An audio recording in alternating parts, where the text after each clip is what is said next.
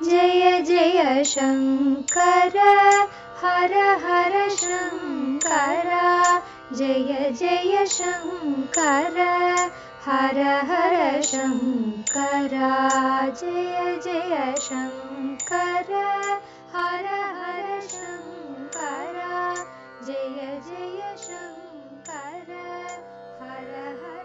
குரு தெய்வத்தின் குரல் 4ஆம் பாகம். குருகுலம் கட்டிகாஸ்தானம். பௌத்த ஜைனர் கல்வி சிறப்பு. சமய சித்தாந்தம், தத்துவவாதம், மதமாற்று யுக்திகள், அஹிம்சை என்று வானளாவ சொல்லிக்கொண்டே மாற்று மதக்காரரை உப்பரிகையிலிருந்து உருட்டி தள்ளுவது.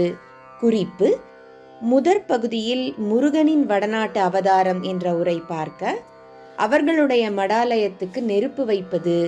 குறிப்பு: ஞான சம்பந்தர் வாழ்க்கை குறிப்பிடப்படுவது தெளிவு ஆகியவையெல்லாம் எப்படியோ போகட்டும். கல்வி, அறிவாற்றல், தத்துவ சோதனம் என்று எடுத்துக்கொண்டால் பௌத்தர்களும் ஜைனர்களும் இவற்றில் நல்ல சிறப்பு பெற்றிருந்ததை ஆக்ஷேபிப்பதற்கில்லை. இலக்கியத்திலும் இவர்கள் தொண்டு அல்ப ஸ்வல்பமானது அல்ல. இவர்களில் வடக்கே பௌத்தர் செல்வாக்கு அதிகம், தெற்கே சமணர் செல்வாக்கு அதிகம். பள்ளி என்று தமிழில் ஸ்கூல்களுக்கு பேர் வந்ததற்கு காரணமே, முதலில் சமண பள்ளிகள் எனப்படும் ஜைனர்களின் துறவி சாலைகளிலேயே சகல ஜாதி ஜனங்களுக்குமான புதுமுறை போதனை தொடங்கியதுதான் என்கிறார்கள். பள்ளி என்று பல ஊர் பெயர்கள் முடிவதும் அங்கேயெல்லாம் சமண பள்ளிகள் இருந்ததால்தான். சிரா என்ற சமண முனிவரின் பள்ளி இருந்த இடம்தான் திருச்சிராப்பள்ளி என்றெல்லாம் அபிப்பிராயம் உண்டு. பள்ளி என்கிற போது வேடிக்கையாக ஒன்று. பள்ளி கொள்வது, பள்ளியறை என்கிற போது பள்ளி என்பது படுத்துக்கொள்வதை தானே குறிக்கிறது. மலை குகைகளில் வசித்த அநேக சமணத் துறவிகள் திறந்த வெளியில் கல்லையே மழமழ என்று நைஸ் பண்ணி தங்களுக்கு உண்டாக்கி கொண்டிருந்த படுக்கைகள் இப்போதும் பாண்டி நாட்டிலும் திருச்சிராப்பள்ளி போன்ற இடங்களிலும் உள்ளன.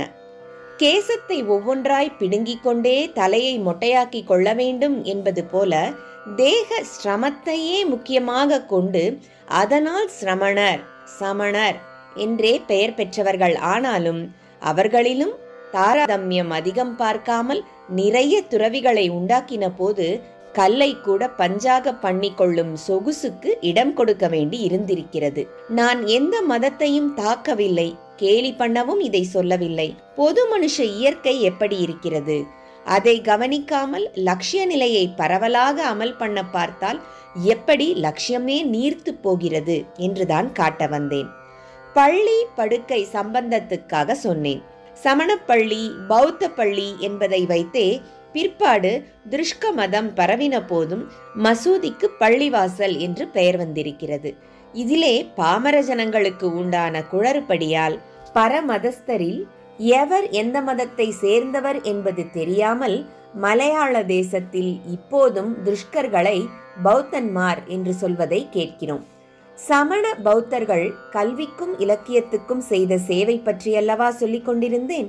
ஐம்பெரும் காப்பியம் என்பவையே அவர்களுடையவைதான். தமிழ் இலக்கியத்தில் மிகவும் உயர்ந்ததாக சொல்லும் சிலப்பதிகாரத்தை எழுதிய இளங்கோ சமணத்துறவிதான். மணிமேகலை எழுதியவர் பௌத்தரான சீத்தலை சாத்தனார். குண்டலகேசியும் பௌத்த காவியம்தான். சீவக சிந்தாமணி திருத்தக்கதேவர் என்ற சமணர் செய்தது. கலிங்கத்து பரணி எழுதிய ஜெயங்கொண்டாரும் சமணர்தான். நன்னூல் என்ற இலக்கண நூல், யாப்பரும் கலக்காரிகை என்ற செய்யுள் இலக்கண நூல், அறநெறிச்சாரம் என்று வைராக்கியத்தை சொல்லும் நூல், நாலடியார் என்ற நீதி நூல் முதலானவையும் சமணர் எழுதியவைதான். வீர சோழியம் என்ற இலக்கண நூல் பௌத்தர் எழுதியது. வடக்கே பௌத்தர்களின் சர்வ கலாசாலைகள் அந்நிய தேசங்களிலும் பெயரெடுக்கும்படியாக அவ்வளவு பெரிய அளவில் அநேக ஃபேக்கல்டிகளுடன், அதாவது பாடத்துறைகளுடன் பாடத்திட்டமும் ரொம்ப கிரமமாக வகுத்து நடந்திருக்கின்றன. சீன யாத்ரிகர்கள் பலர் நம் நாட்டுக்கு வந்ததற்கு முக்கியமான காரணமே இவற்றில் சேர்ந்து புத்த மத தத்துவங்களை படிப்பதற்குத்தான். இவர்களில் ஹுவான் சாங் என்பவர் இங்கே படித்தது மட்டும் இல்லாமல் நாலந்தா சர்வகலாசாலையில் தற்போது தீன் என்று சொல்கிற ஸ்தானத்தில் ஆசிரியராகவும் இருந்திருக்கிறார் என்று சமீபத்தில் படித்தேன். ஜெய ஜெய சங்கர ஹர ஹர சங்கர மகாபெரியவா சரணம்.